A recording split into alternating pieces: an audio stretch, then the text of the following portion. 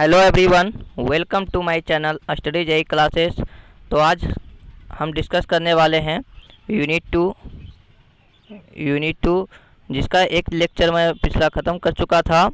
ठीक है, तो आज जो डिस्कस करने वाले हैं वह यूनिट 2 का लेक्चर 2 है ना। लेक्चर 2 में हम लोग क्या पढ़ेंगे कि CMRR क्या होता है। ठीक है, और भी बहुत सारे पॉइंट्स हैं। CMRR क्या होते हैं, ऑप-एम्प ऑफ कॉन्फ़िगरेशन क्या होगा, ऑप-एम्प लूप गेन क्या होगा। ठीक है, तो सबसे पहले हम स्टार्ट करने वाले हैं वो है CMRR। ठीक है, CMRR क्या होता है।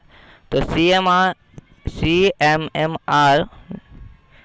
जिसे कहते हैं हम कॉमन मोड रिजेक्शन रेशियो। ठीक है, इसका मतलब यह होता है कि इसका जो रेशियो होता है, रेशियो मतलब हुआ अनुपात, है ना। अनुपात क्या होता है, इसका होता है AD/ACM। AD/ACM। AD को हम क्या कहते हैं, डिफरेंशियल गेन। AD को जो कहते हैं वो डिफरेंशियल गेन कहते हैं। ठीक है, डिफरेंशियल गेन कहते हैं। और जो ACM जो होता है उसे हम कहते हैं कॉमन मोड गेन। क्या कहते हैं, कॉमन मोड गेन। देखिए मैं यहाँ पे लिख देता हूँ फ्रेश से। एक जो हम कहते हैं वह कहते हैं वोल्टेज गेन। ठीक, और AD को कहते हैं डिफरेंशियल गेन। AD को क्या कहते हैं, डिफरेंशियल गेन। ठीक है,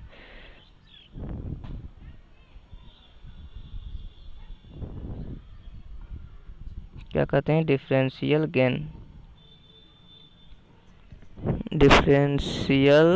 कहते हैं। ठीक है, और नेक्स्ट जो है डिफरेंशियल गेन, और नेक्स्ट है AC को हम कहते हैं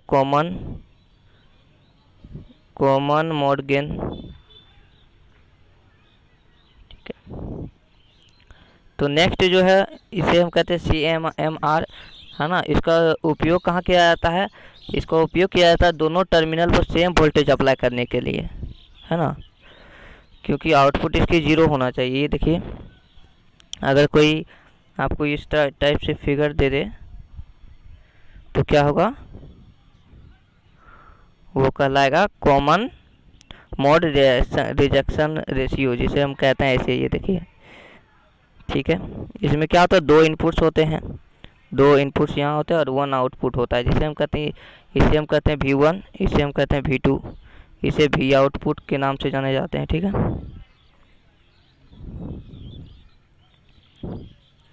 इसको हम इरेज करते हैं।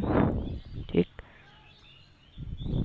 V आउटपुट, इसमें क्या होता है कि कॉमन मोड रिजेक्शन रेशियो का मतलब यह हुआ कि ऑप-एम्प के दोनों टर्मिनल पर सेम वोल्टेज अप्लाई करेंगे तो आउटपुट विल बी जीरो मिलेगा। क्या मिलेगा, आउटपुट जीरो। अगर हम यहाँ पे सेम वोल्टेज अप्लाई करते हैं दोनों पे, अगर यहाँ पे भी 10 वोल्ट, यहाँ 10 वोल्ट, तो यहाँ पे क्या कुछ मिलेगा, यहाँ जो आउटपुट मिलेगा वह जीरो मिलेगा। ठीक है, नेक्स्ट जो आता है नेगेटिव ओपन लूप गेन के बारे में। ओपन लूप गेन क्या होता है, ठीक, ओपन लूप गेन के जो बारे में होता है वो, तो जो ओपन लूप गेन होता है वो देखिए कुछ इस प्रकार होता है, ऐसे होता है। इसमें भी दो इनपुट्स होते हैं। ठीक है, ये देखिए इस टाइप से होता है। ठीक है, ये क्या होता है, V1 अभी भी बताया, V2, और ये V आउट होता है।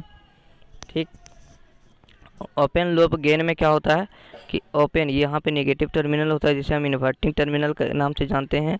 नेगेटिव टर्मिनल को हम इन्वर्टिंग टर्मिनल के नाम से जानते हैं, कौन सी। और ये जो होता है वो नॉन इन्वर्टिंग होता है, non inverting terminal.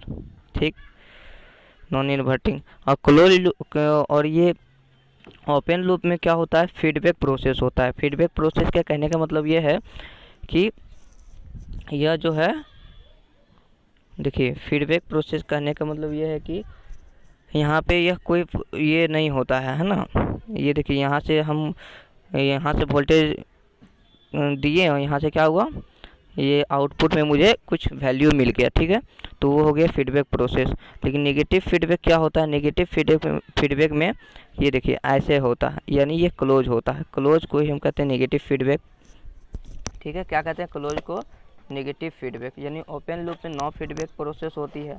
Open loop अगर नो फीडबैक के केस को मैंने कल भी बताया था कि क्या होता है, जो ओपन लूप रहे यानी यह क्या खुला लूप है, लेकिन ये क्या है, ये बंद लूप है ना। इसको हम क्या किए, एक टर्मिनल V1 है और V2 है, इस पर हम इनपुट अप्लाई किए और कुछ जो आउटपुट है फिर इसको हम इन्वर्टिंग में डाल दिए। क्या किए, कुछ जो है इसका, कुछ जो पार्ट है इसका वो क्या किए, इस पर अप्लाई कर दिए, तो ये क्या हो गया, नेगेटिव फीडबैक बन गया। ठीक है, और ये जो है क्या है, नो फीडबैक की प्रोसेस में ओपन लूप है। ये क्या है, ओपन लूप है। देखिए ये क्या है, ओपन लूप है। तो इसको पहले इरेज कर देता हूँ फिर से अच्छा से। ठीक, यानी समझ में आ गया कि ओपन लूप गेन क्या है। ओपन लूप गेन ये फीडबैक की प्रोसेस, ओपन लूप जो होता है वो नो फीडबैक होती है, नो फीडबैक होती है। इसमें वोल्टेज गेन क्या होता है, इन्फिनिटी होता है। इसमें वोल्टेज गेन जो होगा वह इन्फिनिटी होगा। और नेगेटिव फीडबैक की प्रोसेस में क्या होता है, ये देखिए नेगेटिव फीडबैक में बोला कि ये इनपुट क्या करता है, जो आउटपुट मिलता है वो फिर इनपुट में हम कन्वर्ट कर देते हैं, तो ये नेगेटिव फीडबैक बन जाता है, जिसे हम कहते हैं क्लोज लूप फीडबैक प्रोसेस जिसे कहते हैं ना, फीडबैक प्रोसेस कहते हैं इसे। जो नेक्स्ट फिर पॉइंट्स है नेगेटिव फीडबैक के, तो समझ में आ गया। जो इन्वर्टिंग होता है, ये तो नेगेटिव जो होता है वो इन्वर्टिंग होता है ना। तो नेगेटिव फीडबैक को क्या कहेंगे, if output voltage gain comes back to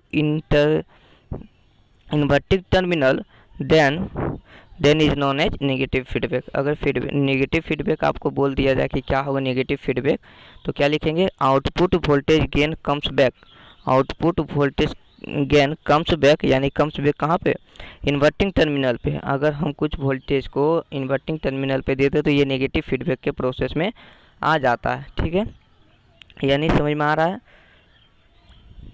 क्या हो गया, ये देखिए।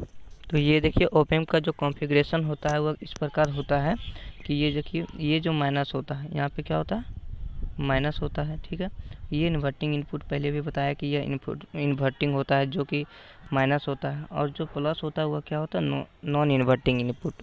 ठीक है, हम इधर से इनपुट देंगे, फिर यहाँ पे क्या देंगे, ये भी इनपुट है, दो इनपुट और एक आउटपुट होता है जिसे हम भी आउटपुट के नाम से जानते हैं। ठीक है, इसमें क्या होता है, इसको जो सप्लाई होता है हम इसे कहते हैं डुअल सप्लाई। ठीक है, डुअल सप्लाई, या तो आप कह सकते हैं बैटरी जो सप्लाई करते हैं वह क्या होता है, वही कहलाता है डुअल सप्लाई। ठीक है, क्या है, डुअल सप्लाई। ठीक, और देखिए यहाँ पे क्या लगा हुआ रहता है, जेड इन लगा हुआ रहता है। क्या लगा हुआ रहता है, जेड इन, और यहाँ से हम सप्लाई देते हैं, यहाँ पे भी सप्लाई है और यहाँ पे आउटपुट मिल जाता है। ठीक है, और यहाँ पे क्या होता है, इन्वर्टिंग जो होता है यह यहाँ से एक दूसरे से कनेक्टेड होता है, एक दूसरे से क्या होता है, कनेक्टेड होता है, ताकि मुझे कॉन्फ़िगरेशन मिल सके, है ना।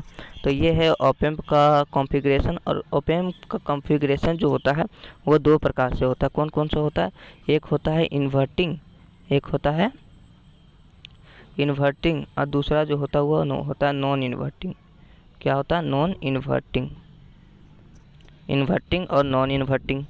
इन्वर्टिंग क्या होता है, तो इन्वर्टिंग में देखिए यहाँ पे फिगर ड्रॉ करके रखा हूँ कि इन्वर्टिंग जो होता है वह होता है, यहाँ पे देखिए ये नेगेटिव होता है। ठीक है, और एक जो होता है ये क्या, ये किससे होता है, ये जो है ये धरती से कनेक्ट होती है, यानी भूतल से क्या होता है, भूतल या पृथ्वी कह सकते हो आप, या अर्थ इंग्लिश में कहते हैं। ठीक है, इससे हम क्या करते हैं, ये अर्थ में जोड़ देते हैं। ये क्या है, अगर पॉजिटिव आया ना तो पॉजिटिव है, तो पॉजिटिव है यानी क्या है, नॉन इन्वर्टिंग है। ठीक है, नॉन इन्वर्टिंग है। और मैंने बताया कि जो सबसे ज़्यादा यूज जो करने वाली है वो होता है नेगेटिव फीडबैक। किसका यूज किया जाता है, नेगेटिव फीडबैक। आगे के भी पोर्शन में मैं पढ़ूंगा कि नेगेटिव फीडबैक ये ज़्यादा यूजेस किए जाते हैं। मैं पिछले लेक्चर में भी बताया था कि नेगेटिव फीडबैक का यूज ज़्यादा किया जाता है। ठीक है, तो क्या होता है, ये नेगेटिव इन्वर्टिंग होता है और ये होता है ये नॉन इन्वर्टिंग। नॉन इन्वर्टिंग में बस फ़र्क इतना होता है कि यहाँ पे जो होता है वो प्लस होता है, यहाँ क्या होता है, ये प्लस होता है और नीचे वाला माइनस होता है, नीचे वाला माइनस होता है, बट इन्वर्टिंग में क्या होता है, ये नेगेटिव होता है और ये पॉजिटिव होता है, ठीक है। बस फर्क इसको भी नॉन इन्वर्टिंग को क्या करते हैं, हम भूतल से कनेक्ट कर देते हैं। लेकिन इन्वर्टिंग टर्मिनल में हम क्या देखते हैं, ये देखिए, इसको पहले हम रफ कर लेते हैं, ठीक है। देखिए इन्वर्टिंग टर्मिनल में यह होता है कि अगर हम वोल्टेज को, अगर हम, ये देखिए, अगर हम वोल्टेज को इस प्रकार दिया इनपुट में, तो मुझे जो आउटपुट मिलेगा वह कैसा मिलेगा, गेन तो होगा, बहुत ज़्यादा गेन होगा, बट क्या होगा, अपोजिट होगा। क्या होगा, अपोजिट होगा। बट नॉन इन्वर्टिंग के केस में हम अगर ऐसे दिए तो यह क्या करेगा, सिर्फ एम्पलीफाई करेगा, बल्कि चेंज। देखिए ये ऐसे था, बट ये अब क्या क्या हो गया, अपोजिट हो गया इन्वर्टिंग के केस में, ठीक है। लेकिन नॉन इन्वर्टिंग के केस में क्या देख रहे हैं कि यह सेम हो रहा है, बट ये क्या हो रहा है, एम्पलीफाई हो रहा है। बस इतना ही फ़र्क है, इसलिए इसका यूज़ ज़्यादा किया जाता है इस फीडबैक प्रोसेस में नॉन इन्वर्टिंग नेगेटिव फीडबैक का यूज़ ज़्यादा किया जाता है। नेगेटिव फीडबैक का यूज़ यानी नेगेटिव फीडबैक में कौन कौन से आते हैं, जिसे बताया था कैपेसिटर, रजिस्टर, ये सब का यूजेज किया जाता है, ठीक है। नेक्स्ट जो बातें आता है वो आता है, तो इसका देखिए जो सूत्र होगा, इन्वर्टिंग एम्पलीफायर, जिसे हम इन्वर्टिंग ऑप एम्प के नाम से भी जाने जाते हैं ना, जिसे हम ऑप एम्प के नाम से जानते हैं। तो इसका यूज मतलब इसका जो ये हम इस पर नॉमेरिकल कैसे बनाएंगे, है ना। नॉमेरिकल बनाने के लिए पहले हम देख रहे हैं कि यहाँ पे देखिए VN है, ठीक है। और यहाँ पे जो है ये तो V इनपुट दिया हूँ, फिर यहाँ पे क्या होगा, V होगा सपोर्टेड, मैंने यहाँ पे क्या किया, V2 दे दिया। क्या दे दिया, देखिए फिगर को अच्छे से समझिएगा ताकि आपको कठिनाई नहीं हो, ठीक है। यहाँ तो V इनपुट है ही, बट यहाँ पे क्या दे देंगे, V2 दे देंगे। क्या दे देंगे, V2 दे देंगे, ठीक। दिक्कत हो रहा है तो फिर से लिख देते हैं, V2 दे देंगे, V2, ठीक। और यहाँ पे क्या हो जाएगा, ये V डिफ्रेंशिएट है, ठीक, V डिफ्रेंशिएट। यहाँ पे तो पता ही है RF है, ठीक है। यहाँ पे इसको हम कहते हैं एम्पलीफायर कहते हैं, एम्पलीफायर कहते हैं, ठीक है। और नेक्स्ट जो होता है ये हो जाएगा क्या, V इन, यानी टोटल जो सूत्र हो जाएगा वो हो जाएगा V in minus V2 upon R in. R input क्या हो जाएगा, R इनपुट, और इधर क्या हो जाएगा, क्यों हो जाएगा, क्योंकि V देखिए यहाँ पे गया, ये जो है यहाँ पे आएगा, ठीक है। माइनस इसको ले लेगा, क्योंकि यहाँ पे जो V इनपुट जो दिया, ये क्या किया, ये दोनों तरफ यहाँ से भी यहाँ चला गया, ठीक है। कहाँ चला गया, देखिए अच्छे से, ये यहाँ से यहाँ चला गया, इसमें चला गया ये धारा, ठीक है। तो क्या हो जाएगा, इसलिए यहाँ पे V इनपुट माइनस V2, और ये जो R इनपुट दिया मैंने, R इनपुट कहाँ पे है, ये है, जिसे हम RI से सूचित कर रहे हैं, ठीक है। इसको R इन भी लिख सकते हैं। और यहाँ पे क्या लगा हुआ रहता, RF। तो हम ये देखिए V2 फिर लेंगे, ये V2 minus V out upon RF, ठीक है। यहाँ पे R इन लिए, क्योंकि R इन इसलिए लिए कि यहाँ पे जो लगा हुआ था वो क्या था, R इन, यानी V2 बटे V आउट लिख सकते हैं, और RF इसको लिखेंगे, ठीक है। और नेक्स्ट जो हमें लिखना होगा वो लिखना होगा क्या चीज़, I इक्वल टू, देखिए I इक्वल टू, यानी क्या लिखेंगे, I equal to V in minus V2 बटे R अपॉन R इन, बराबर हो जाएगा ये किसका, V2 minus V out upon RF का, ठीक है। और जो नेक्स्ट पॉइंट होगा वो क्या लिखेंगे, देखिए V in upon R in equal to हो जाएगा V2 minus R in, V2 upon R in equal to V2 upon RF minus V out upon RF। ये किस लिए लिखें, इसलिए लिखें कि देखिए यहाँ इसके अकॉर्डिंग, ठीक है। V इन ये दिए, ठीक है, अपॉन R इन कहाँ पे था, अपॉन ये, इसके अपॉन ये हो गया, ठीक है। इसको मैं पहले फिगर को साफ कर दे रहा हूँ ताकि अच्छे से समझ में आ जाए, ठीक है। तो इसको पहले हम क्लियर कर रहा हूँ, ठीक है। अब देखिए क्या है, क्या लिखे कि V in upon R in, ठीक है, माइनस वी टू कहाँ दे रखा था मैंने, वी टू यहाँ पे था, ठीक है। इस पॉइंट पे क्या था, वी टू था, ठीक है। V two upon R in, E upon इसके ये और इस पे ये, ठीक है। यहाँ पे देखिए वी इन आर इन तो दे रखा था, ठीक है। और दूसरा क्या दिया था, वी टू बटे आर इन, ये समझ में आ गया। अब देखिए V two upon R F और V out upon R F कहाँ से दिए थे, ठीक है। देखिए मैं इसको फिगर को थोड़ा छोटा कर दे रहा हूँ ताकि आपको ज़्यादा समझ में आ जाए। तो वी टू कहाँ से दिया जाता है, ये देखिए V two upon R F और V out upon R F, यानी ये यहाँ से ऐसे और ऐसे, यहाँ पे भी देखिए यहाँ से ऐसे दिया था और ऐसे दिया था अपॉन में करके, ठीक है। और इस प्रकार भी ये भी यहाँ पे दे दिया। नेक्स्ट जो आएगा वो आएगा क्या चीज़, देखिए ये तो समझ में आ रहा। नेक्स्ट जो है वो V in upon R in, R in equal to क्या हो जाएगा, V two 1/r f plus 1/r in minus V out बटा आर एफ, ठीक है। ये किस लिए लिखे थे पता है, क्योंकि वी एन आर वन इधर ले लिए और इसको जो है उधर ले चल गए, ठीक है। इससे क्या हुआ, ये दोनों कॉमन हो गया। और जो नेक्स्ट आएगा वो देखिए, नेक्स्ट क्या आएगा, नेक्स्ट जो आएगा वी इन -0 बटे R in equal to 0 minus V out upon R F.